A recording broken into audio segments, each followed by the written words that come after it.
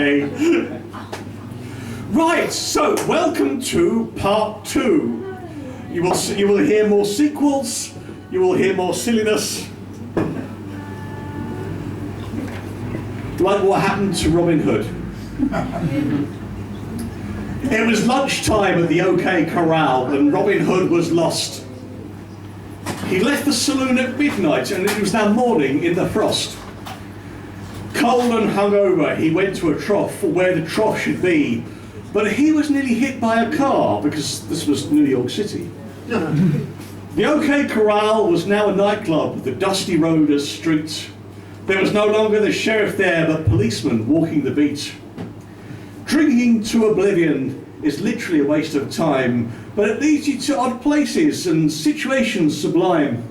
Now lost in modern New York via the Wild Wild West, Robin Hood was far from home and more than a little stressed. He did what he always did, and he robbed, but not for the poor. Because once he had a fistful of dollars, he went and drank some more.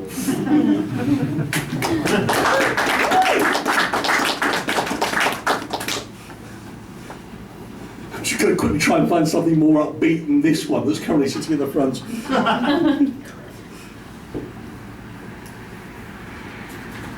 Okay.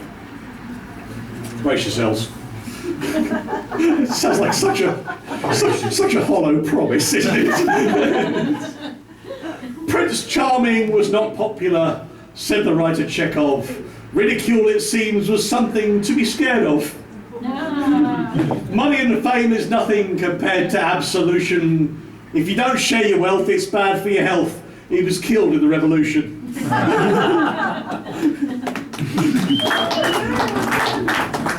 I did say no more politics, but it slips in, you know. Little Miss Muffet sat on her tuffet, wish she wouldn't get work that way. So she went to Jack Horner, who works on street corners doing favours for sailors all day. Little Miss Muffet told him to stuff it. She wouldn't earn money that way. Like Little Boy Blue, and everyone knew. All the men in Toy Town were gay.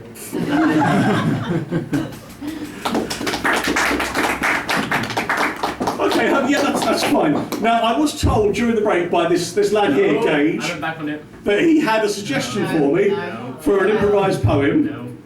Are you definitely going back on this? No. Wait, yes, I'm going back on it. No. Ladies and gentlemen, I've been thrown down a gauntlet which this young man is now withdrawing. No. Who thinks I should take his idea? Yes. This is how peer pressure works, okay? Yeah, I'm aware. Yeah? Fully aware. Are you going to throw it out there?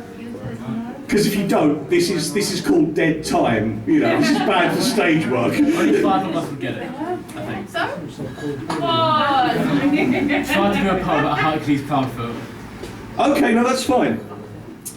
Little bit of backstory. Hercules Proudfoot was a hobbit. Do we all know what hobbits are?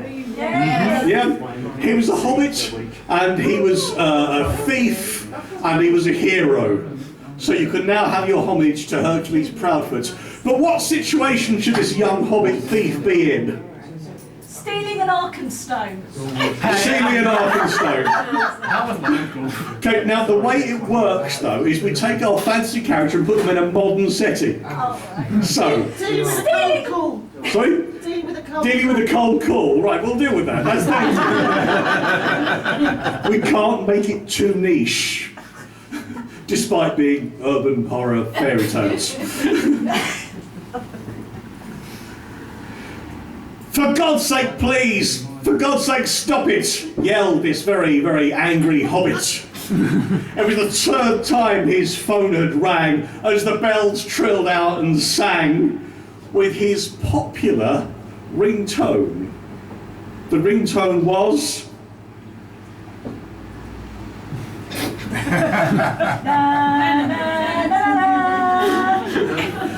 the Star Wars theme tune, I don't know. That was it. And he was upset. Yet I, Hercules Proudfoot, a hobbit, apparently Jedi, you're pestering me with calls And yet he claimed that he was ex-directory. 4. In his anger and what he perspired, the reception where he lived, the Shire, was supposed to be entirely crap. And there he was caught in this cold calling trap. Could I speak to Mr. Proudfeet? That's Proudfoot, he said. And yeet, he's... What do you want? What do you want from me? We believe you've had an accident. On the A15 to Bree.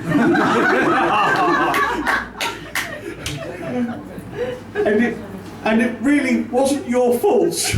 It bloody was, said he.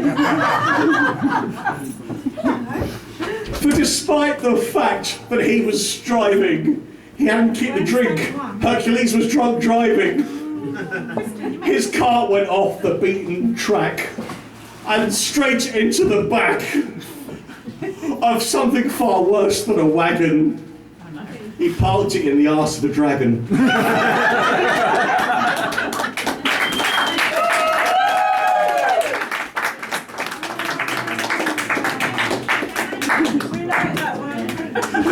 Oh, good. Because you weren't supposed to get that one. You liked that one. You liked that one. What makes you think I wouldn't get that? I'll tell you later. Before his life expires, he must kill all the vampires. If that's not worth a shout, you can always vote them out. But Peter Pan had eternal youth. The vampires thought this most uncouth. They tried to deal with he. We're not being weird and leaving early. We're going cash point. It's fine. It's fine. That's a point. Where were we? But Peter Pan, this really gets in the way, doesn't it? But Peter Pan had eternally the vampires thought uncouth. They tried to deal with he by poisoning his tea. So he took his bag of toys, he wiped out all the Lost Boys. Do you know how long it took me to get that reference in the film? Lost Boys, Peter Pan. As he took one by the throat, he was told of an antidote. Get up each day before dawn, run before you have a chance to yawn. Good advice there. You'll find a flower on a peak, it is Edelweiss you seek. The poison made him begin to look old, so he ran and ran in the rain and cold. For while he ran, though raging, the exercise held back his aging. One day the flower he found upon a mountain in stony ground. He stuck it just behind one ear, and it took away his fear. The vampire's gone, and his youth restored. Everyone he knew was flawed. For though he was famous Peter Pan, he was also now a grown healthy man. Which is no bad thing, he thought, for though it was really time he fought. For though he ran like a pup, Peter too had finally grown up.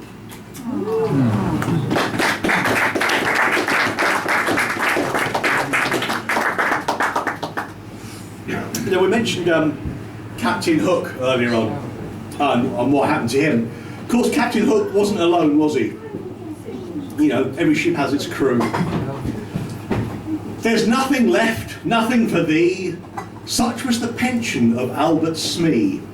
After lives of pirates and fishing, he sought out a bed at the seaman's mission. After Captain Hook had let him go, what could he do and who did he know? For after all, he'd lived as a rotter. He concealed his real surname, Trotter. His brother was dead, his nephews were gits, the soup kitchen, it gave him the shits. And after a trip he wound up dead and haunted the cellar of the Nag's Head. None would venture into the cellar. The ghost wasn't scary, just this old fella. He'd bore you senseless with his tales of war, beware his cry. During the war,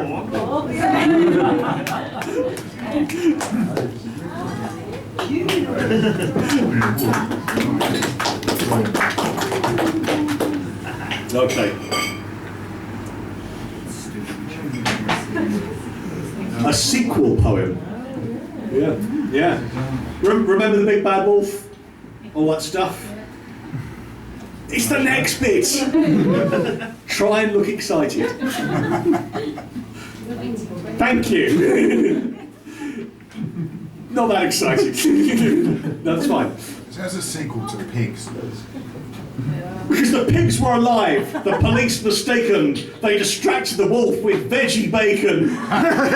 So free to go to the ground he flopped, all charges against the wolf was dropped. A tale now with nefarious purpose, a meat alternative, habeas corpus. That's pig Latin.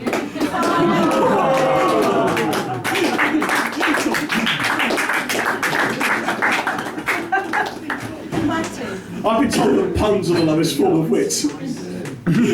You ain't seen nothing yet. Okay.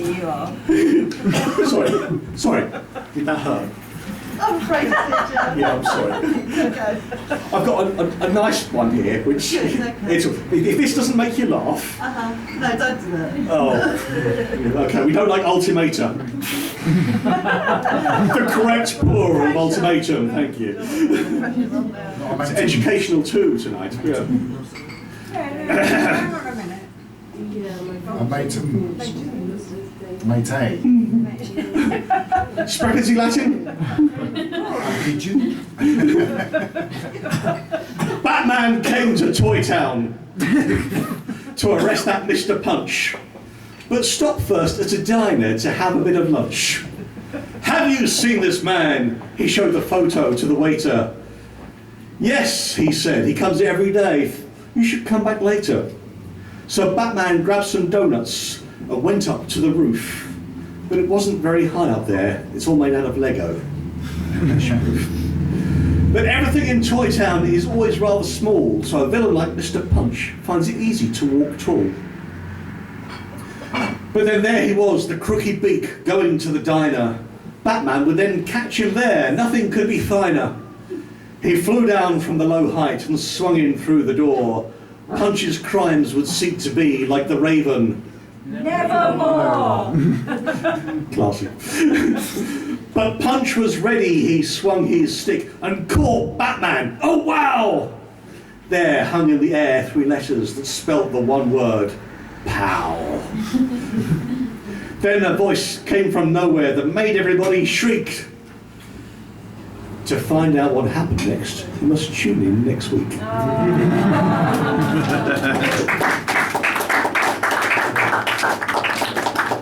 You won't have to wait till next week. You lucky people will come back to that later. In the meantime,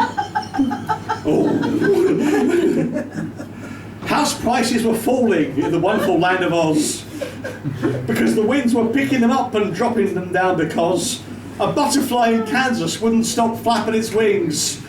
And the cyclone won't be over until the gingham lady sings.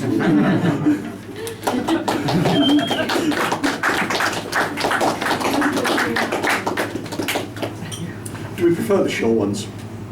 I think it's a good one. That was a good one.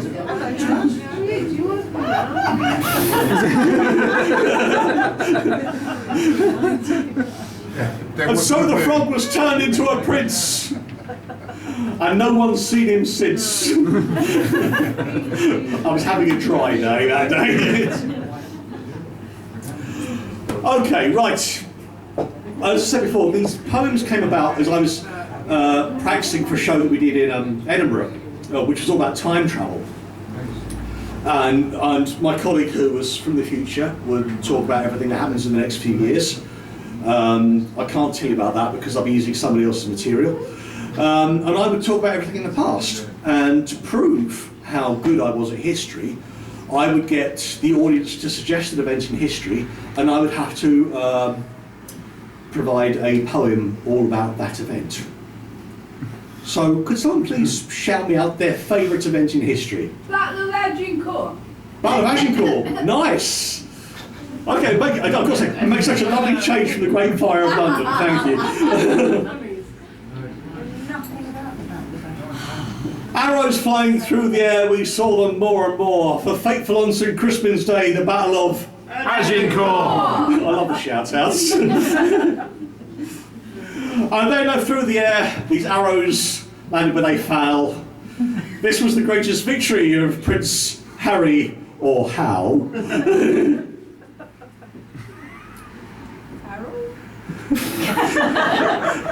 And that's not the limit of everything he knew, because though I'm a time traveller, I was one of the few, the happy few, the band of brothers. For he who sheds his blood with me on this day, he shall be my brother, be he ne'er so vile, shall this day soften his skin and gentle his condition. And I can't really go further without stealing exposition. Because it's not him that you're here to hear the wonderful words of Shakespeare. You're to hear a poetic trooper, the famous C.J. Hooper. But it was a true lesson for the French. They gave fright because it proved the inadequacy of charging knights. And I tell you now, or so it's reckoned, 3 arrows. Not 3 arrows. I'll tell you how it's reckoned. It was 1 arrow for every 3 seconds. Apologies there for the slight fault, and the only thing I'd alter is the fact that my memory was not so good for trivia. Not every poem rhymes, sod you.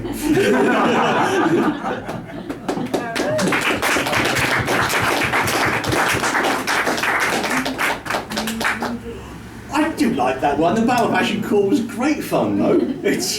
So thank you for that from the back. More of those, please. That's great.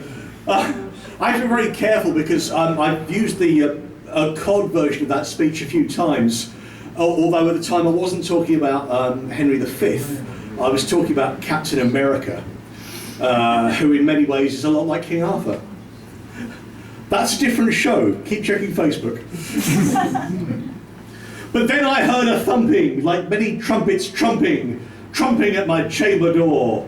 And then I saw 2 ravens dancing on my crazy paving, stretched across my bedroom floor. One's name I soon forgot, of the other I thought not a lot, though my thought and memory is poor. Thought, memory, Hugin, Union, please yourselves. Then there came a thumping, like a pachyderm, a jumping. On the threshold stood Thor. Thor, huh? What is he good for? He said, trick or treat, despite hair and beer being quite neat, or I'll soon give you what for. I poured a drink, added ice, and with a hammer I stirred it twice. I slammed the door in his face and cried, nevermore. It's too far off. But look, it's got Well, ravens yeah, on there it, was okay?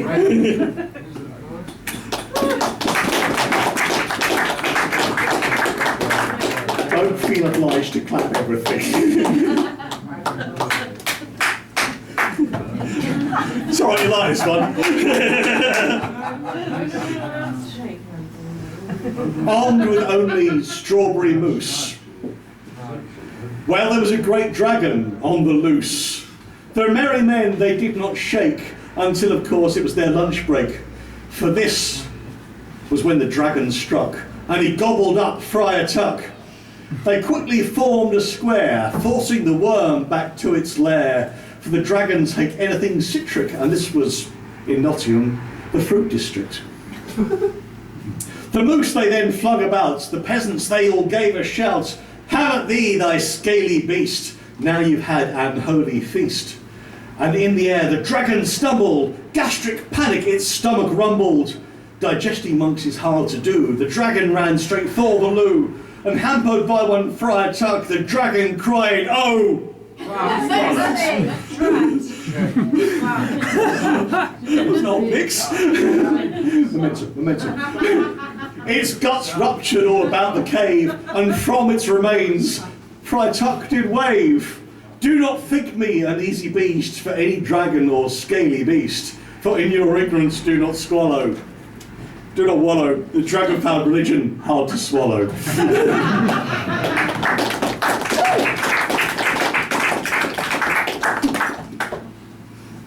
Alan-a-Dale had grown quite pale. It was time to go to his bed. For engaging in rhyme had filled his time. Now rhyme had filled his head. Poems are great, though of late through the poems he'd rattle. For there was no danger without matching wits with a stranger. He wanted an epic rap battle. Anyone? No? Sorry. I did promise more Dylan Thomas, didn't I? With or without the accent? So, with an accent. Sure. Not necessarily the right Anthony one. Hopkins. In the slums of Swansea, where beer comes before tea. If you're there and willing, buy a drink for Dylan and have a drink on me. The ferries come out at 12, around about midday, and dance along all the bars before going for a roll in the A. They tempt young Thomas to trip on the path to another world. They soon then kicked him out again after 50th time he'd hurled.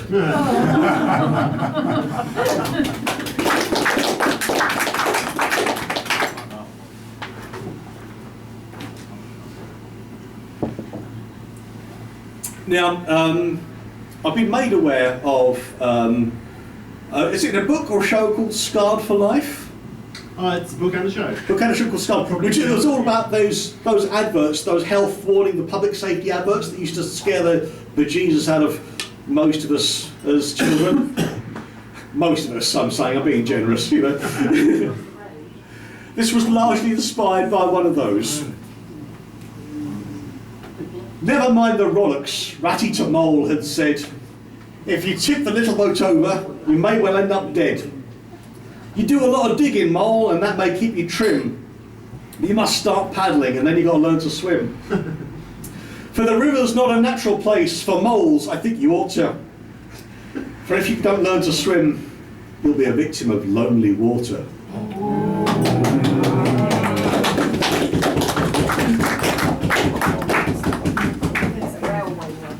See, you've got to throw the obscure stuff in, because if you throw the obscure stuff in, you can get the odd one or two people who can just sit there and say, yeah, I got that. Yeah, that was me. Yeah, just like that. Just like that. Right, little bit of politics in this one. Little bit. Down the mean streets Robin Hood went, the few dollars more long since spent. The sheriff would sometimes drive by with a gleam of pity in his eye. Hood still fought crime to pay his way. Such was his life now in LA. The movie rights were long gone. The Prince of Thieves was truly done. The King of Lies had took that crown. Trump was loved uptown and downtown. He didn't understand and couldn't decide whether to shoot the king or just beat his hide. The danger there was not so faint about accidentally making Trump a saint. Was it a risk he dare not take? There was too much at stake. This wasn't a case of quick direct action. America now run by a right-wing faction. Worse still, as feathers were spitting, he no longer thought much of Great Britain. Ooh.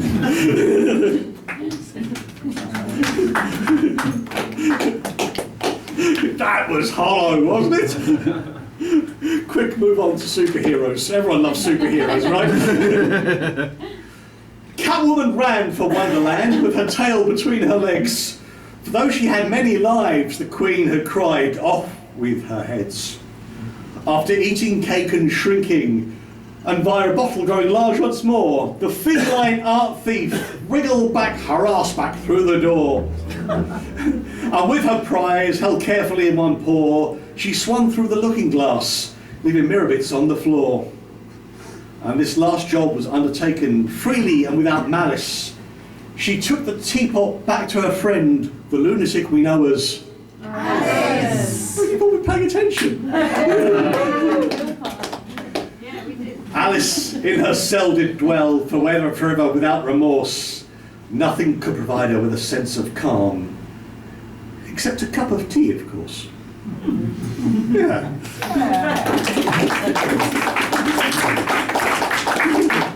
Right. How are you doing? Is anybody thirsty yet? Or Yeah, press on. press on? This one was written this week. Yeah. New material, pretend like, yeah. Bruce Lee was hired by the Munchkins. Sorry, it's not a one-liner, there is more. I just like the first line, you know. I worry about you. Mum, somebody else worries about me.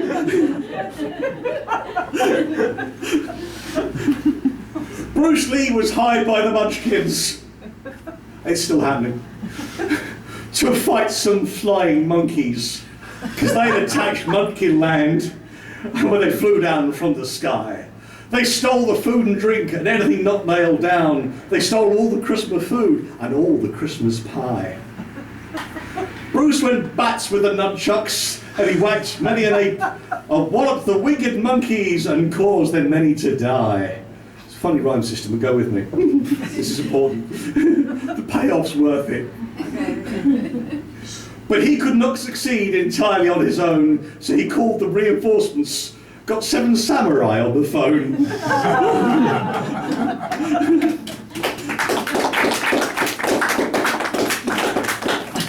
If you haven't seen the film 7 Samurai, watch the last half hour, it's brilliant.